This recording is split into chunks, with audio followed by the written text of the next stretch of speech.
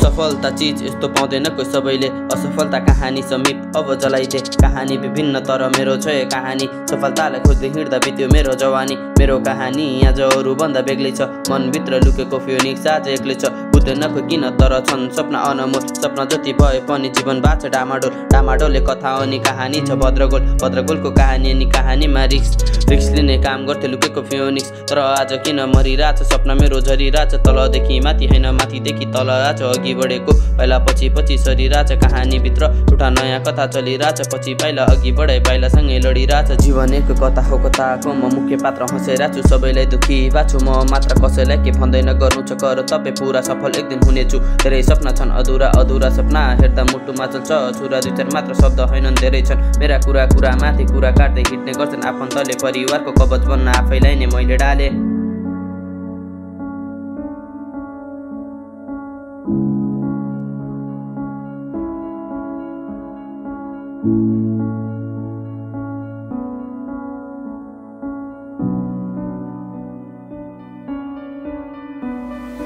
बाबुआमाको सम्पत्ति सबै तिनीहरूले खोसे हेप्नलाई मलाई। छेत्रीको भान्जा पनि हेपे दिदी बहिनी आफ्नो छैनन् अरूलाई नै आफ्नो माने जति जसलाई माने पनि आफ्नो हुन्न। मैले जाने हरेक क्षणमा सम्झिरहन्छु दुःख मेरै बाउको।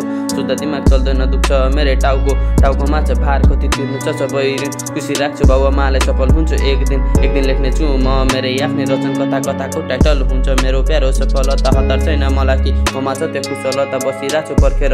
ममा छ त्यो धैर्यता अर्जुन बन्न सक्दिन त करण बन्न तयार। बाबुआमाको लागि आफ्नो ज्यान दिन तयार। भन्नु छैन राम मलाई रावण नै ठिक छु। दसौँ सर नकाटोसमा मैदानमा नै टिक्ने छु म जबसम्म चल्छ सास। जबसम्म हुन्न सफल छैन कुनै बास। महादेवको भक्त रावणको आवास।